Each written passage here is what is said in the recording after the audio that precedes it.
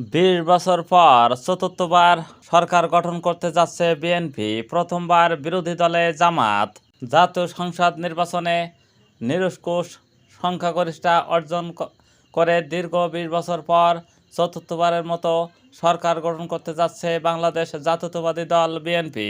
২৯৭ আসনের আনুষ্ঠানিক ফলাফল ঘোষণা করেছে নির্বাচন কমিশন। বিএনপি একক দল হিসেবে পেয়েছে ২০৯টি আসন এবং তার মিত্ররা পেয়েছে আরও ৩টি।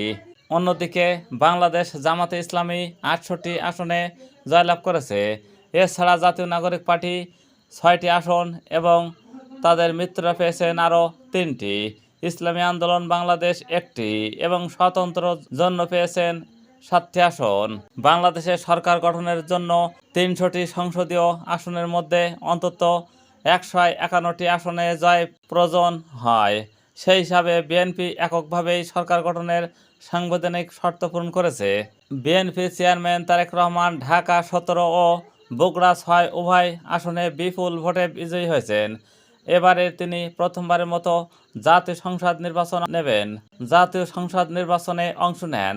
অন্যদিকে ঢাকা ১৫ আসনে জয় পেয়েছেন বাংলাদেশ জামাতে ইসলামীর আমির ডক্টর শফিকুর রহমান। বিএনপির পক্ষ থেকে আগেই ঘোষণা করা হয়েছিল, দল সরকার গঠন করলে তারেক রহমানই হবেন দেশের পরবর্তী প্রধানমন্ত্রী। সর্বশেষ ২০০১ সালের জাতীয় সংসদ নির্বাচনে নিরঙ্কুশ সংখ্যাগরিষ্ঠতা পেয়ে সরকার গঠন করেছিল বাংলাদেশ জাতীয়তাবাদী দল। ২০০৬ সালের ২৮ অক্টোবর তৎকালীন প্রধানমন্ত্রী খালেদা জিয়া ও রাষ্ট্রপতির কাছে ইস্তফাপত্র প্রদান করলে সেই মেয়াদের সমাপ্তি ঘটে।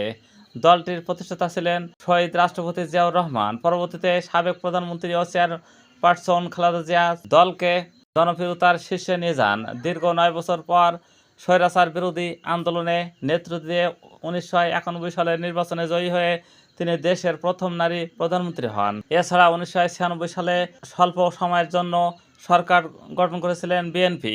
দীর্ঘ ১৭ বছরের নির্বাসিত জীবনের অবসান ঘটিয়ে গত বছরের ২৫ নভেম্বর দেশে ফেরেন তারেক রহমান এবং ১৭ নভেম্বর ভোটার তালিকায় অন্তর্ভুক্ত হন। ৮০-এর দশকে এরশাদ বিরোধী আন্দোলনের সময় থেকেই তিনি রাজনীতিতে সক্রিয় হন। ১৯৮৮ সালে বগুড়ায় গাবতলী উপজেলা ও বিএনপি সদস্য হিসেবে তার আনুষ্ঠানিক রাজনৈতিক যাত্রা শুরু।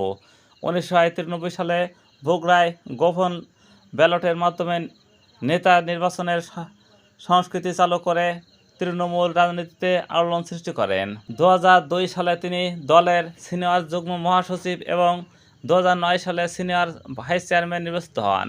২০১৮ সালে খালেদা জিয়া কারাস্তরীণ হওয়ার পর ভারপ্রাপ্ত চেয়ারম্যানের দায়িত্ব গ্রহণ করেন এবং আওয়ামী লীগ সরকারের বিরুদ্ধে যুগোপযোগ আন্দোলনে নেতৃত্ব দেন। উল্লেখ্য, গত ৩০ ডিসেম্বর খালেদা জিয়া মৃত্যুবরণ করেন। এরপর ৯ জানুয়ারি দলের স্থায়ী কমিটির তারেক রহমান চেয়ারম্যান হিসেবে আনুষ্ঠানিক স্বীকৃতি দেন।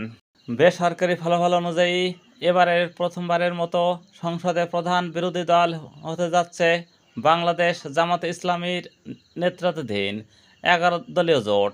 অতীতে তারা বিএনপি নেতৃত্বাধীন জোটের অংশ হিসেবে সরকার বিরোধী দলে থাকলেও এবার স্বতন্ত্রভাবে প্রধান বিরোধী শক্তির মর্যাদা পেতে যাচ্ছে। জাতীয় সংসদ নির্বাচনের এই ফলাফল দেশের রাজনৈতিক অঙ্গনে নতুন সমীকরণ তৈরি করেছে। চূড়ান্ত ফলাফল ঘোষণার পর সরকার গঠন ও বিরোধী দলের আনুষ্ঠানিক ঘোষণা আসবে বলে সংশ্লিষ্ট সূত্রে জানা গেছে।